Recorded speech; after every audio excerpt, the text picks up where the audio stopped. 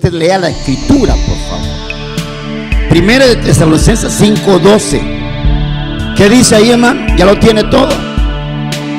Si ya lo tiene, diga amén fuerte, por favor. Ok. Os rogamos, hermanos. ¿Qué dice ahí a continuación? Que reconozcáis a los que trabajan entre vosotros y os presiden en el Señor, y aunque no le guste también los amonestan, dice. Y que los tengáis, ¿qué más dice? En mucha estima y amor por causa de su obra. Tened paz entre vosotros. Hay dos palabras acá que quiero rescatar. Primero, dice, os rogamos, hermano, que reconozcáis. Reconocimiento. Mira, hermano, repito, puede que suene feo porque lo estoy enseñando yo, pues ¿quién lo va a enseñar, verdad? Pero la iglesia debería de reconocer la labor de los hombres de Dios. Mi estimado hermano que usted me está viendo, voy a hablar con libertad con usted porque tú eres miembro de esta iglesia. Puede que acá suene feo y hasta retine el oído porque yo lo estoy diciendo, pero si usted me está viendo por televisión, es miembro de una iglesia, yo le invito a que usted por lo menos vaya a su iglesia y reconozca la labor que su ministro está haciendo en favor de usted mismo. Me llamó la atención, si usted se recuerda, hace un mes, o más bien a principios de este mes fue, ¿verdad?, que tuvimos a los Paladines del Reino celebrando su 40 aniversario de ministerio musical. Le voy a comentar esto. El pastor José de la Paz Palacios me comentó de que ellos, pues después de tantos años, especialmente el hermano Porfirio Rosales, quien es fundador y pues el que ha permanecido, porque uno de ellos ya murió, de los originales Paladines del Reino. Pero habían estado ignorados ahí y el pastor José de la Paz Palacios quería reconocer la labor de ellos. ¿Alguien me está entendiendo lo que estoy diciendo, hermano? Viene un día y me dice el pastor, fíjese que los hermanos ya tienen realmente tienen 41 años y más. Pero yo quiero que reconozcamos, porque lo que menos se hace es reconocer la labor de gente. Voy a salirme un poco del tema. Pero hijos, ya que se va a dar la oportunidad, ya que el otro mes es mayo, ustedes deben de reconocer la labor de esas mujeres, de esas madres a favor de ustedes. Porque hay hijos tan ingratos que, hermano, hay un abrazo en mi regalo y yo un beso. Tacaños, miserables. Yo soy tu regalo, mami. Ja. Él es su peor pesadilla. La palabra reconocimiento en este caso va mucho más allá de hablar, sino de accionar. No sé si me estoy explicando. Y es lo que no se hace en muchas iglesias. No se reconoce la labor de los ministros, pero sí se exige y demanda de los ministros. Si un pastor falla, se lo acaban y lo etiquetan. Pero si un pastor, hermano, está haciendo su labor con rectitud, jamás recibe reconocimiento. ¿No se ha fijado usted en eso, hermano? Pues sí, para eso está él. Hermano, mientras estaba haciendo este estudio, yo pensaba, ¿y qué pasaría si su pastor muriera hoy, hermano? ¿Nunca se ha puesto a pensar usted en eso? ¿O sí?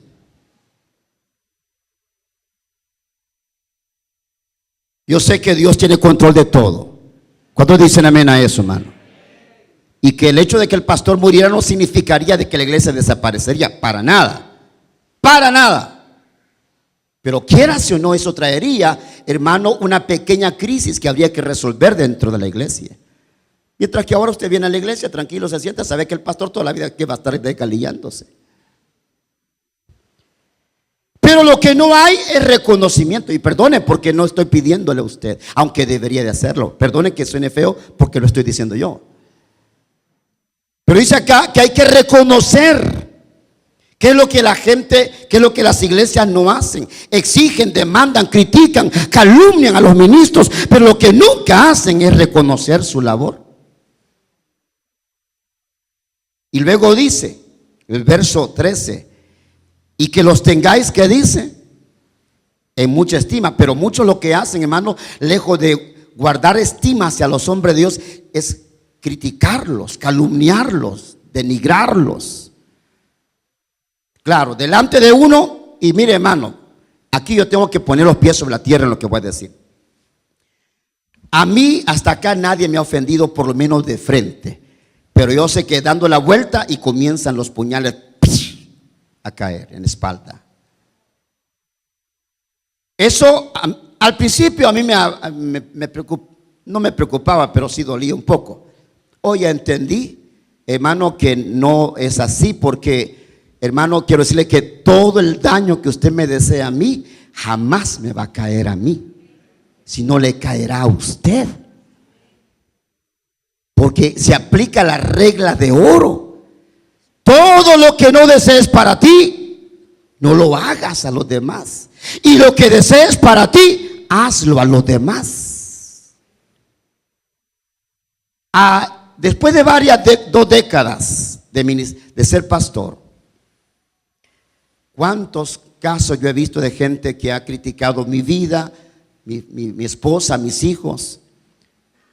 Y no me enorgullece decirlo, pero las consecuencias que han tenido que pagar por eso realmente han sido caras. Le doy un consejo. Puede que el pastor no le sea muy grato, pero mi consejo sería que no vaya a cometer el error de Datam, Coré y Abiram, que allá detrás critican, pero hermano, el daño que usted desea, usted mismo se lo está proporcionando. Porque Dios siempre va a guardar a sus ministros. Hello. Dios siempre lo va a guardar. Por eso dice acá, hermano, el consejo que el apóstol Pablo da acá es que uno, reconozcamos su labor, reconozcamos su trabajo, dice. Y en segundo lugar, que los tengamos en estima por amor y por causa de la obra que hacen. ¿Por qué? Porque un pastor jamás se va a parar frente al púlpito a lamentarse, a quejarse en la iglesia, hermano, pero solo Dios sabe los problemas y dificultades que cada pastor enfrenta. Por eso, como pastor general, repito, de esta congregación, reconozco en lo personal la labor que los tres pastores están llevando a cabo. El pastor David Judá, Alexander Cardosa, Freddy Ortiz, porque yo que estoy cerca veo las llorazones. Le decía ayer a uno de ellos, cada vez que nos reuníamos, a quejarse, a llorar, que mire pastor, que aquí, que el otro, y yo me le quedaba viendo y decíamos, le falta todavía, porque muchas veces la iglesia, en vez de apoyar, en vez de, como dice Pablo, de ser colaboradores en el ministerio, se vuelven estorbos en el ministerio.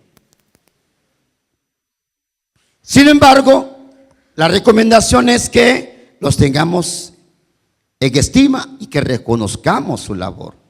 Ahora, al contrario, dice, y ahora dos consejos más. Hebreos 13:7, por favor. Hebreos 13:7.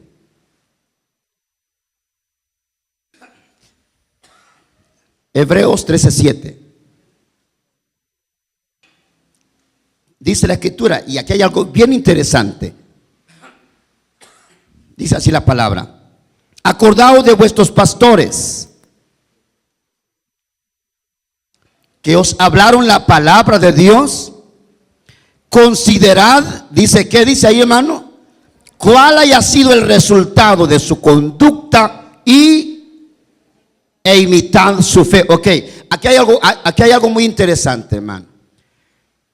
Algo muy importante que hay que aclarar también. Por ejemplo, si usted va a Jeremías 3:15, dice la Biblia que Dios dijo que daría pastores que apacentarían su rebaño con ciencia.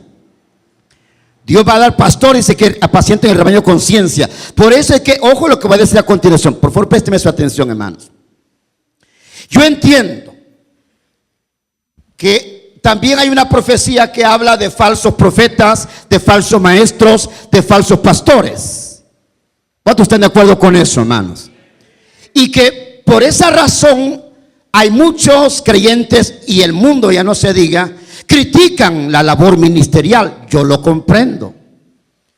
Pero yo conozco un pastor que un ladrón acá y que hizo tal cosa y que hizo tal otra cosa. Yo lo entiendo. Por eso escuche la recomendación bíblica para usted. Dice así: acordaos de vuestros pastores que os hablaron la palabra de Dios. Y oiga lo que dice la recomendación: considerad cuál haya sido el, ¿qué dice ahí? Perdone, el resultado de su conducta.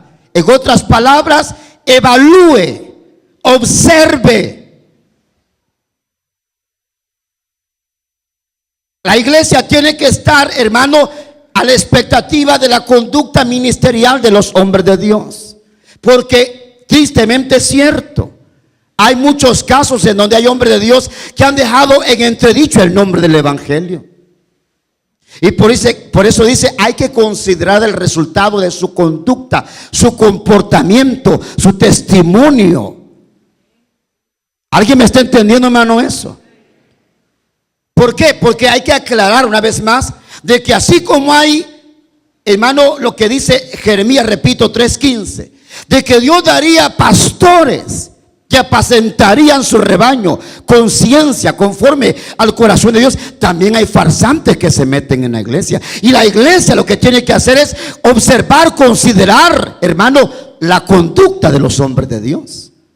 Y solo cuando hayan comprobado que son hombres realmente garantizados, entonces dice, imite su fe. Imite su fe.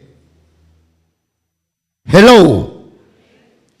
Y eso es algo triste, hermano, que hoy en día lamentablemente se da también, ¿verdad? De que tantos mentirosos que hay, y con, hermano, tiempo faltaría para hablar, y tampoco es la idea acá, hermano. Quizás cada uno de ustedes sabrán situaciones que alguien puede haber conocido y que hayan herido, que hayan dolido a alguien, pero, hermano, lo que hay que hacer es, si alguien falló, mejor hágase a un lado.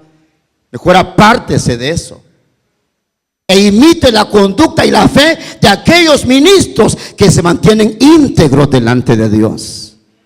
¿Cuántos dicen amén a eso, hermano? Y ahora vaya por favor conmigo al verso 17, siempre de Hebreos. Hebreos 13:17 dice: obedeced a vuestros pastores y sujetaos a ellos, porque ellos velan por vuestras almas como quienes han de dar cuenta. Oiga eso. Para que lo hagan con alegría y no quejándose, porque esto no es provechoso. Dice: obedeced a vuestros pastores y sujetaos a ellos, porque ellos velan por vuestras almas como quienes van a dar cuenta, para que lo hagan con alegría y no quejándose. Porque, hermano, el consejo pastoral acá del escritor de los Hebreos es porque en las iglesias hay gente como Datán, como Coré, que actúan en rebelión. Ay, que a mí me vale, yo voy a hacer lo que quiero. Y este pastor que se cree, que se imagina, hermano. Y como ya lo dije, delante de mí nunca muestran ni nada, pero es a espalda. Y ellos creen que uno no se da cuenta, pero uno sí se da cuenta, hermanos. Y entonces, ¿qué es lo que pasa? Dice, hermano, cuando esta clase de gente hay, estorban la labor ministerial. ¿Por qué? Dice, porque ya no están sirviendo con alegría, sino lamentándose, quejándose. Y esto no es provechoso, dice. Esto no es bueno. Tiempo, dije, ya faltaría para mencionar tantos casos de hermanos que usted se sorprendería que son servidores de la iglesia, hermano. Servidores de la iglesia, connotados y conocidos en la iglesia, y que yo me doy cuenta que detrás y a espaldas andan hablando groserías. Y cuando vienen, ¿qué tal, pastor? Yo los saludo, fíjese, hermano. Usted debe de saber, como dice el dicho aquel, que las paredes hablan. ¿Alguien me entendió eso? Y lo que usted dice en lo secreto, Dios siempre lo revela. De alguna manera, siempre lo revela. Y cuando de repente vienen ahí, ¿verdad? Con carita de yo no fui. ¿Qué tal, pastor? Bendito Dios que yo no soy ni Elías ni Pedro, hermano. Porque si fuera Elías o Eliseo. ¿Alguien me entiende lo que estoy diciendo? ¡Ja! O el caso de aquellos jóvenes, se recuerdan que cuando Eliseo venía triste porque Elías había sido raptado.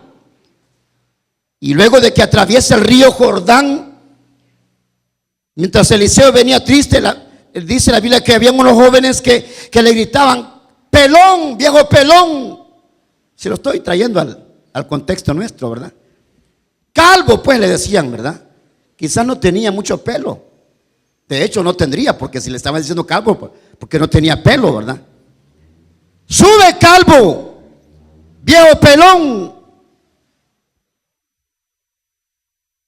Y el problema de muchos jóvenes en las iglesias es que tienen la tendencia a burlarse de los hombres adultos y mujeres adultas y de los ministros.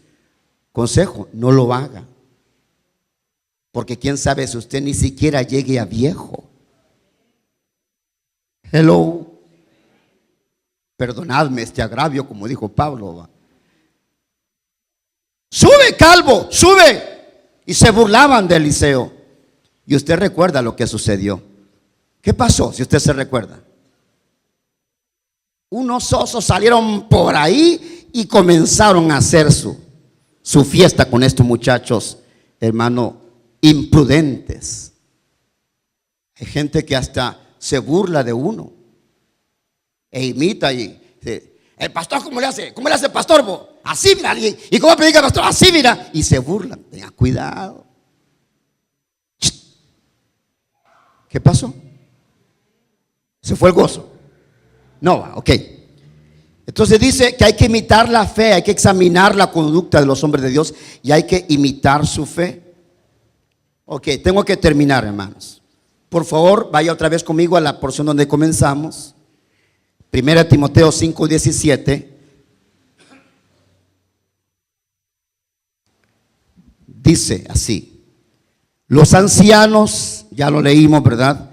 Los ancianos que gobiernan bien sean tenidos por dignos de doble honor, mayormente los que trabajan en predicar y enseñar. Y oiga, aquí vamos a una porción muy interesante que a algunos les va a impactar lo que voy a decir. No lo que voy a decir, sino lo que dice la Escritura. Pues la Escritura dice, ¿qué dice la Escritura? Dice ahí, perdone. ¿Está conmigo ahí, hermano? 1 Timoteo 5:18. Pues la Escritura dice: no pondrás bozal al buey que trilla. ¿Y qué dice luego? Y digno es el obrero de su salario. Aquí el apóstol Pablo hace mención de una cita bíblica del Antiguo Testamento, cuando habla de no pondrá bozal al buey que trilla. Le voy a comentar, creo que tengo tiempo ahorita para explicar esto. La palabra trillar, le voy a explicar esto para aquellos que no les gusta estudiar o investigar o leer la Biblia, pero escuchen esto, por favor. La palabra trillar se refiere a la época de la cosecha del trigo, y trillarse se refiere, hermano, a que las gavillas, los manojos de trigo se tiraban al suelo y entonces a los bueyes se les colocaba lo que precisamente se llama un trillo. El trillo era una plancha más o menos de madera cuadrada, más bien rectangular, más o menos 50, 60 centímetros de ancho por casi 1 metro de largo, que tenía forma de trineo, es decir, una plancha de madera pesada, era el trillo, era rectangular y luego tenía forma como de trineo. Debajo del trillo, de esa plancha de madera, se le colocaban piedras filosas, puntiagudas, y se le amarraba al buey. Entonces, cuando se tiraba el trigo al suelo, se le amarraba el trillo al buey y entonces alguien se subía en el trillo para hacerle mucho más peso todavía, y el buey comenzaba a patear todo el trigo, y cuando el trillo pasaba sobre el trigo, por las piedras filudas que tenía, iba desgarrando las gavillas, es decir, desgarrando las espigas de trigo y extrayendo, hermano, el grano de trigo. ¿Alguien me está entendiendo lo que estoy diciendo, hermano? El buey caminaba y daba vueltas y daba vuelta. Yo quería exhibir una imagen que hace poco vi en YouTube. Ahí usted puede buscarla en YouTube, hermano. Hoy en día algunos usan burros, caballos. Ok, ahí en YouTube busca ahí la palabra trillar y vas a encontrarlo. Y ahí están los bueyes dando vuelta con el trigo, hermano, aplastando, hermano, el trigo. Y de esa manera se corta la gavilla y se extrae el grano de trigo. Luego viene lo que Jesús habló, aventar el trigo. Es decir, ya aplastado, triturado las gavillas de trigo, entonces se tiraba y las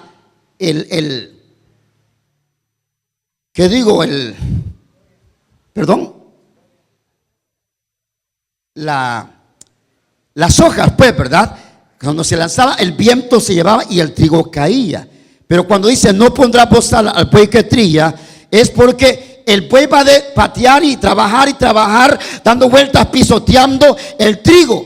Pero, hermano, el buey de vez en cuando va de trabajar y trabajar, hermano, se detenía en su cansancio y metía la boca y agarraba del trigo. ¿Me estoy dando a entender, hermano? Y dice aquí, no pondrá bozal. ¿Por qué? Porque si tenía bozal, ¿qué pasaba? El buey no comía del trigo que trillaba. Por eso dice ahí, no pondrá bozal al buey que trilla. ¿Y qué dice después? El obrero es digno de su trabajo. ¿Qué significa eso? De su salario, perdón. El buey, que en este caso es el pastor. Ríanse pues, aprovechen ahorita, hermano, de choto. Que se refiere al pastor en este caso, que es el que trilla, que es el que saca el grano, que es el que, hermano, va a sacar del rastrojo el grano de trigo. Tiene derecho a comer del mismo trigo. ¿Alguien entendió eso? Ahí hay un montón de hermanitos sencillos. Yo no diezmo porque el pastor se lo agarra. No voy a entrar en detalle de cómo la iglesia hace un proceso de, hermano, las ofrendas y diezmos que la iglesia recibe. Usted puede ver todo el mantenimiento que esta iglesia lleva. Solo para que tenga idea, solo de energía eléctrica nosotros pagamos casi $600, $700 mensuales. Mantenimiento, agua, luz, etcétera, internet para poder subir la página, todo eso, etcétera, tantas cosas, hermano. Pero dice que el pastor, que el ministro es digno de su salario. Lo que pasa es que hay creyentes dentro de su sencillez que quisieran que el pastor viviera muriéndose de hambre, pero eso no puede ser. Pero más claro, se lo voy a explicar a la luz de la palabra en el libro de 1 de Corintios capítulo 9, por favor. Y aquí vamos concluyendo. 1 de Corintios capítulo 9, verso 9 en adelante, por favor. Porque en la ley de Moisés está escrito, ya le expliqué, ¿verdad? No sé si me entendieron lo del bozal en el buey que trilla. ¿Sí lo expliqué? Ok. Al buey no se le podía poner bozal porque él tenía derecho a comer del trigo que él trillaba. ¿Sí lo expliqué? Ok. Entonces ahora Pablo otra vez vuelve a tocar ese tema y dice, porque en la ley de Moisés está escrito, no pondrá bozal al buey que trilla. ¿Tiene Dios cuidado de los bueyes? ¿O lo dice enteramente por nosotros? Pregunta Pablo. Y él mismo responde, dice, pues por nosotros escribió eso, dice. Porque con esperanza debe de arar el que ara y el que trilla, con esperanza de recibir del fruto. Si nosotros sembramos entre vosotros lo espiritual, es gran cosa si segáremos de vosotros lo material. ¿Está leyendo conmigo, hermano? ¿O no le está gustando esta parte? Pero luego dice, verso 12, si otros participan de este derecho sobre vosotros, cuánto más nosotros, pero no hemos usado de este derecho, sino que lo soportamos todo, por no poner ningún obstáculo al evangelio de Cristo. ¿No sabéis que los que trabajan en las cosas sagradas, qué dice ahí? Comen del templo, y los que sirven al altar, del altar participan. Así también ordenó el Señor. ¿Quién ordenó? ¿Quién ordenó? Así también ordenó el Señor a los que anuncian el evangelio. Más claro ni el agua, ¿verdad, hermano? Pero el problema es que en muchas iglesias esto no se entiende. Yo ya le comenté, hermano, tiempo faltaría para comentar tantos testimonios. Pero al menos usted, hermano, si quiere ser honrado de parte de Dios, honre a los ministros de Dios. ¿Cuántos dicen amén a eso, hermano? No vaya a ser usted como Coré, ni vaya tampoco a ser como María y Aarón con Moisés, ni vaya a ser como los hermanos de Jesús con Jesús, que de esos abundan por montones, hermano. Se abundan. Y por esta razón que estamos hablando, hermano, mucha gente tropieza, y no debería de ser así. No debería de ser así. Mire, voy a terminar con esto último. Ya quería parar, pero aquí finalizo, hermano. Por favor, vaya conmigo. Es que esta porción a mí toda la vida me ha impactado como usted no tiene idea. Acompáñeme a 2 de Samuel, por favor, capítulo 21. 2 de Samuel, capítulo 21. 2 de Samuel, capítulo 21, verso 15. Con esto finalizamos. Dice: volvieron los filisteos a hacer la guerra a Israel, y descendió David y sus siervos con él, y pelearon con los filisteos. Y David se cansó, porque David, aunque era un guerrero, pero era humano y se cansaba también. ¿Alguien está ahí conmigo todavía, no, hermanos? 2 de Samuel 21, 15. Ahí está proyectado para que lo puedan leer también. Proyectalo, por favor. Volvieron los filisteos a hacer la guerra a Israel, y descendió David y sus siervos con él, y pelearon con los filisteos. Y David, ¿qué dice?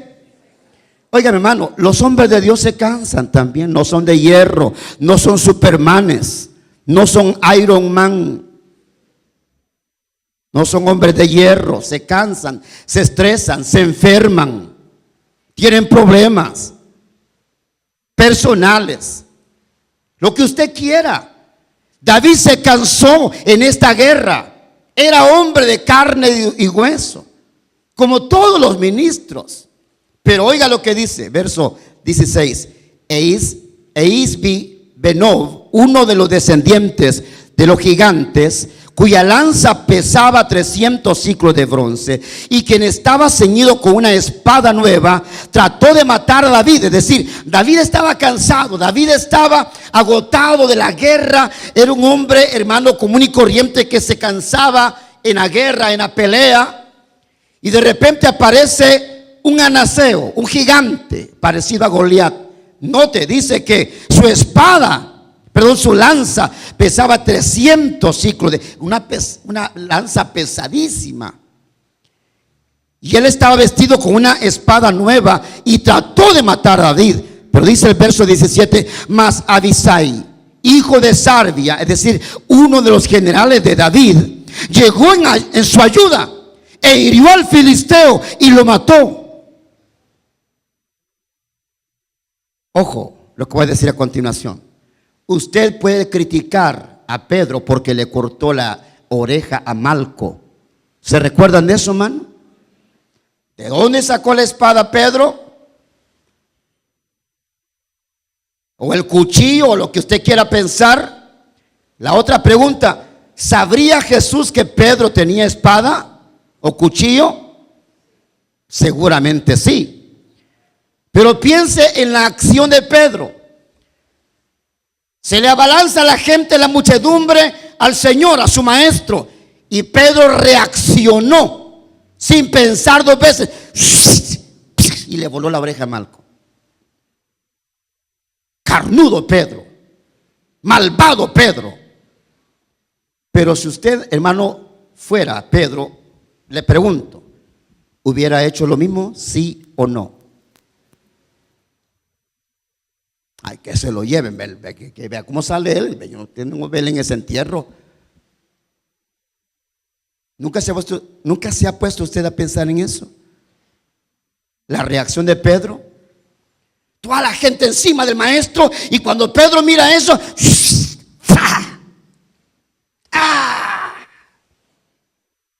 pregunto una vez más, ¿podremos condenar la acción de Pedro? Y algo más, dije ya, ¿usted qué hubiera hecho si hubiera estado en los zapatos de Pedro?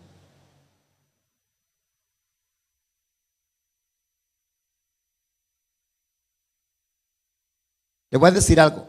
Todo ministro necesita la ayuda, la colaboración, el apoyo de los hombres de Dios. ¿Alguien me está entendiendo? Gente que apuñale a la espalda a los hombres de Dios sobra. Gente que defienda a los hombres de Dios cuesta hallar. Abisai, cuando vio que el gigante iba con su lanza enorme sobre David, y David, cansado, agotado, sale corriendo a Abisai. Hermano, el general de David, le mete la espada al gigantón, cae el hombre pesado. Defendió su general a su líder. Hay un tema por ahí muy bonito que se llama el escudero de Dios. ¿Nunca lo ha leído usted? El libro El escudero de Dios. Moisés tuvo un escudero, ¿sabía usted? ¿Alguien se recuerda quién era el escudero de Moisés? Josué. Elías tuvo un escudero. ¿Sabe cómo se llama el escudero de Elías? Giesi. Perdón, Eliseo. Y Eliseo tuvo el otro que se llamaba Giesi. Y aquí David sale corriendo a Abisai y defiende a su rey, a su líder. Le mete la espada al gigante, cae el hombre desplomado. Y oiga lo que dice Abisai. Mas Abisai, hijo de Sarbia, llegó en su ayuda e hirió al filisteo y lo mató. Entonces los hombres de David le juraron. ¿Está ahí conmigo, hermano? Entonces los hombres de David le juraron. ¿Qué le juraron, hermano? Nunca más de aquí en adelante saldrás con nosotros a la batalla, no sea que apagues la lámpara de Israel. Mire, hermano, a veces yo me fijo que los pandilleros, no sé si me voy a meter en líos acá. ¿Quién no sabe estas cosas, verdad? Ahí andan siempre algunos, le llaman soldados, que los andan custodiando, ¿va? Cabezones, ¿va? ¿Defendiendo qué? Por lo menos, hermano, este Abisai defendía al rey David, el gobernante de Israel. Por lo menos Pedro defendió a su Señor. ¿Y usted qué hace? ¿Lo acribilla o lo defiende? Aquí hay dos cosas con las cuales estamos finalizando, dije ya. Una, el hecho del derecho que tiene un ministro de su salario, como dice ahí la Escritura, porque ahí lo dice claramente. Segundo, que debería de parte de la iglesia haber, hermano, una defensa y protección sobre el ministro. No como suele suceder, hermano, gente que acribilla a espaldas, calladita la boca. Hermano, venga, hermano, venga. Ya se dio cuenta.